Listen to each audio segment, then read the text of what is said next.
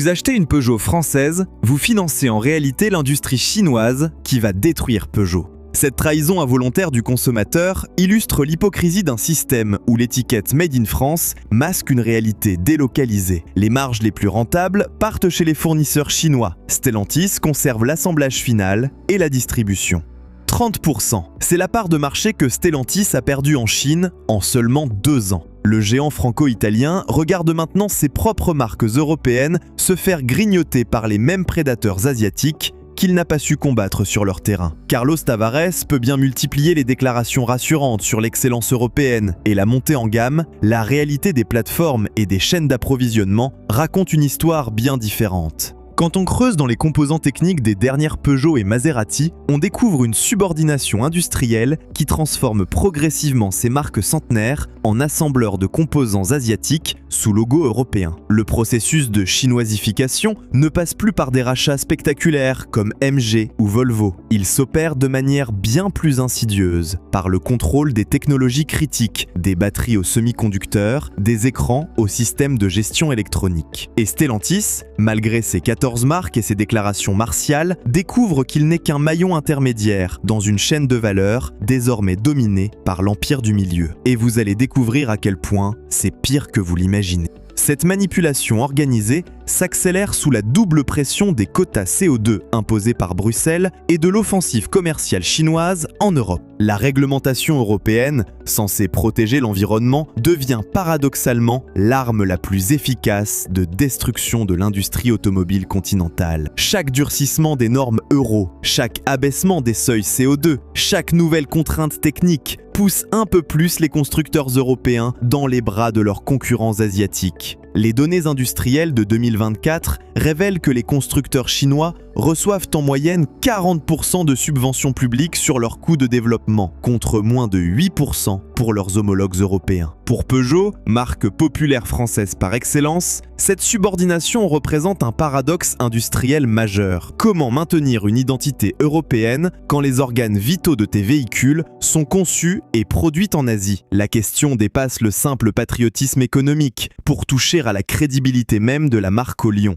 Mais savez-vous vraiment ce que vous financez? Les clients français qui choisissent Peugeot par attachement à l'industrie nationale se retrouvent à financer, sans le savoir, le développement de leurs futurs concurrents chinois. Chaque euro que vous donnez à Peugeot finance BYD et NIO. Cette arnaque organisée vous coûte des milliers d'euros, où l'étiquette Made in France masque une réalité industrielle de plus en plus délocalisée. Pour Maserati, symbole de l'excellence italienne dans le luxe, la question est encore plus cruciale. Le trident italien, symbole de puissance et d'exclusivité depuis 1914, risque de devenir un simple ornement décoratif sur des automobiles dont l'âme technique aura été vendue aux plus offrants asiatiques. L'analyse des derniers modèles révèle l'ampleur du basculement. Les nouvelles générations de véhicules Stellantis intègrent une proportion croissante de composants stratégiques d'origine asiatique. Pas seulement les batteries, mais aussi les calculateurs, les écrans, les systèmes de connectivité, jusqu'aux moteurs électriques. Les rapports financiers de Stellantis montrent que 68% de la valeur des composants électroniques provient désormais d'Asie, contre 23% en 2019. Cette infiltration technologique progressive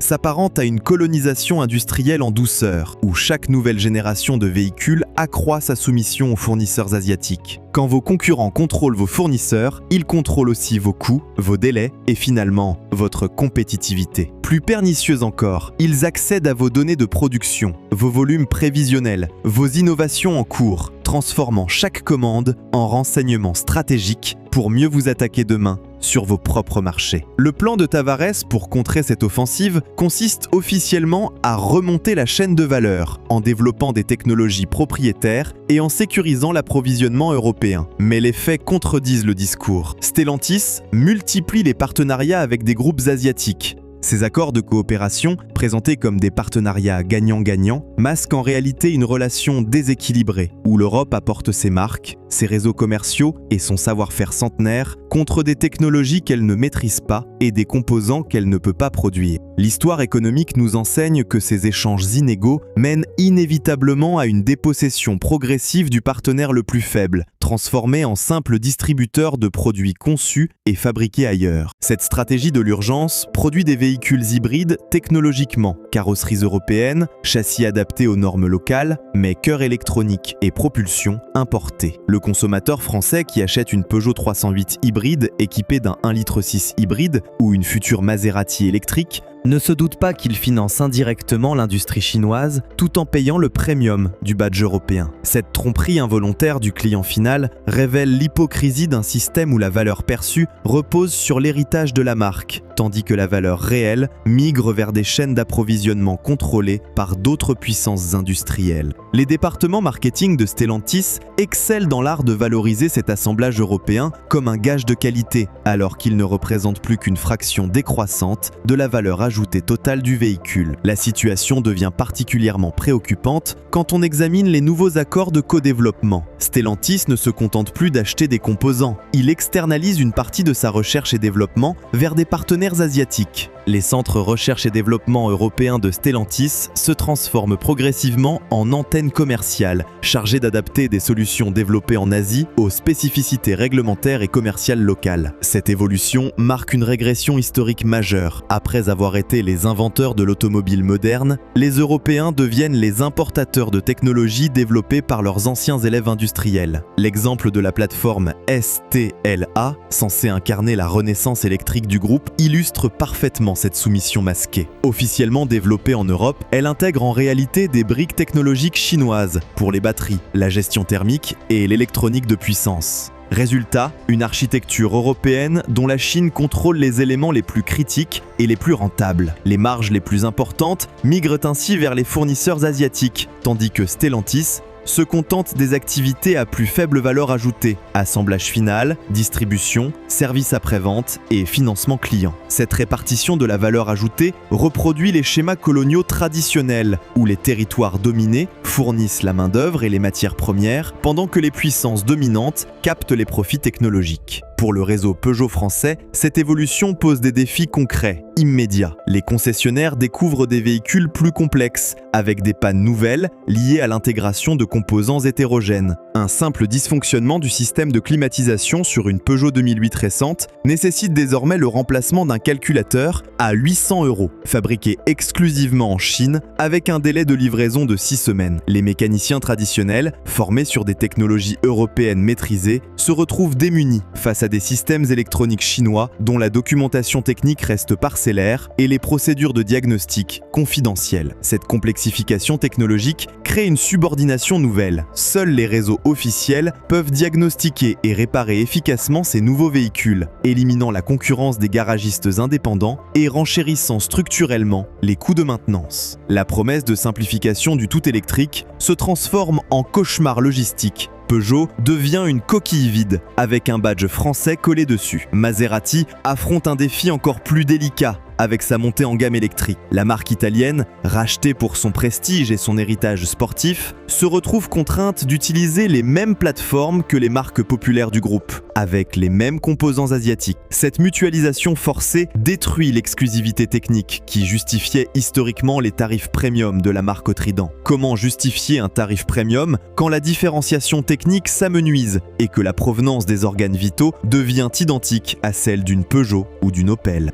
Cette stratégie à court terme de réduction des coûts par la mutualisation risque de détruire définitivement le capital image de marques centenaires pour quelques points de marge supplémentaires dans les comptes trimestriels. Cette uniformisation technologique forcée détruit progressivement ce qui faisait la valeur des marques européennes, leur spécificité technique, leur choix d'ingénierie distinctif, leur maîtrise industrielle complète. Autrefois, chaque constructeur européen développait ses propres solutions techniques, créant une diversité d'approches qui enrichissait l'offre automobile et stimulait l'innovation. Peugeot avait ses diesels HDI, ses suspensions arrière déformables, ses solutions d'allègement par matériaux composites. Le fameux 2 litres HDI développait 136 chevaux grâce à une injection haute pression entièrement développé en France. Maserati cultivait ses moteurs Ferrari, ses transmissions spécifiques, ses réglages châssis uniques. Le V6 biturbo 3 litres de la Quattroporte développait 430 chevaux avec une sonorité inimitable, fruit d'un savoir-faire italien centenaire.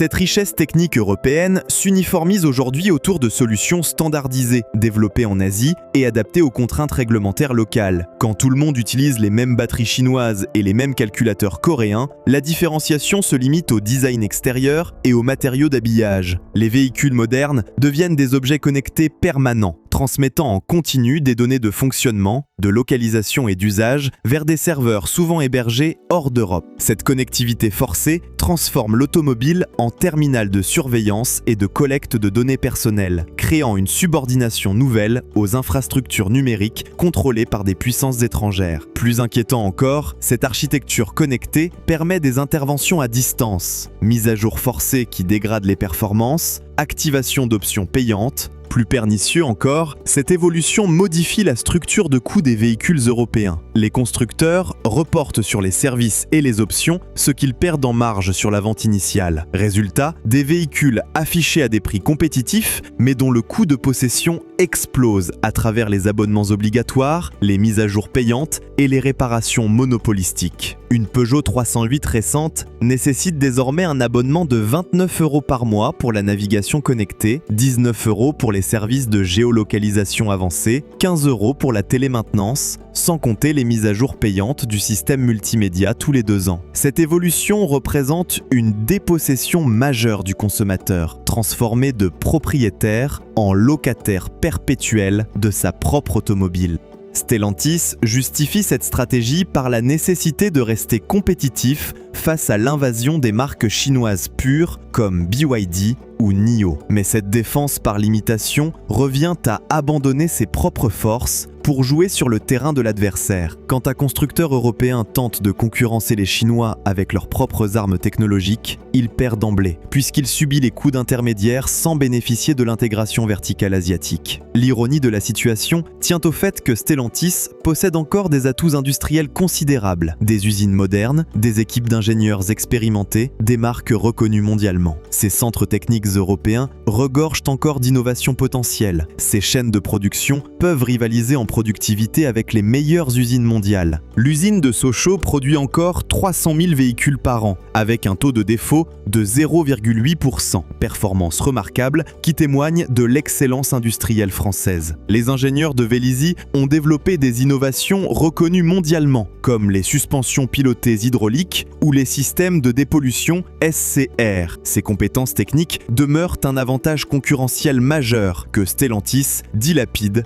par facilité stratégique. Mais au lieu de capitaliser sur ses forces distinctives, le groupe choisit de singer ses concurrents asiatiques dans une course technologique où il part avec un handicap structurel. Cette stratégie d'imitation détruit progressivement les avantages compétitifs historiques de Stellantis sans pour autant lui permettre de rattraper ses concurrents sur leur propre terrain de prédilection. Cette fuite en avant électronique produit des véhicules de plus en plus complexes, fragiles et coûteux à entretenir. Résultat, des automobiles devenues ordinateurs roulants, avec tous les défauts de la high-tech et aucun de ses avantages. Bugs logiciels, écrans gelés, capteurs défaillants, mises à jour ratées, les problèmes informatiques s'invitent désormais dans l'habitacle et paralysent des fonctions aussi basiques que la climatisation ou l'ouverture des fenêtres.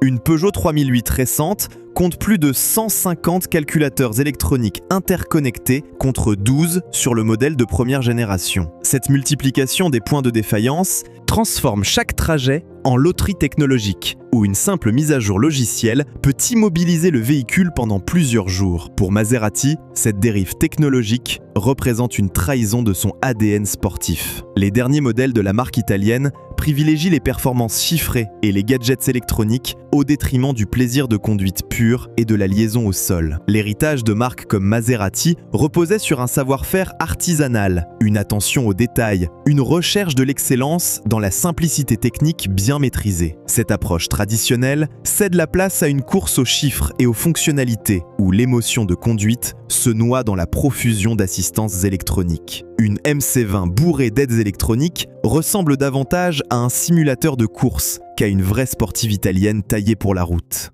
Cette transformation touche aussi la fiabilité, talon d'Achille historique de Stellantis. L'intégration de composants hétérogènes d'origines diverses multiplie les points de défaillance et complique les diagnostics de panne. Chaque constructeur automobile développait autrefois ses propres standards de qualité, ses procédures de test, ses critères de validation. Cette harmonisation interne garantissait une certaine cohérence dans le comportement des différents organes du véhicule. Désormais, des composants chinois côtoient des éléments coréens, des logiciels indiens et des capteurs européens dans un assemblage hétéroclite où les incompatibilités techniques se multiplient. Cette complexification technique élimine progressivement la concurrence de l'après-vente indépendant au profit des réseaux officiels, créant une situation de monopole de fait sur la maintenance et les réparations. Un diagnostic complet sur une Peugeot récente nécessite désormais l'outil Diagbox officiel, facturé 15 000 € aux garages indépendants, contre 2 000 € pour l'équivalent généraliste il y a 10 ans. La stratégie de Tavares pour masquer cette soumission consiste à multiplier les annonces de souveraineté européenne, usines de batteries en construction, centres de recherche, partenariats avec des universités. Ces projets à long terme, largement médiatisés, servent surtout à rassurer les investisseurs et les pouvoirs publics sur les intentions du groupe en matière de relocalisation industrielle.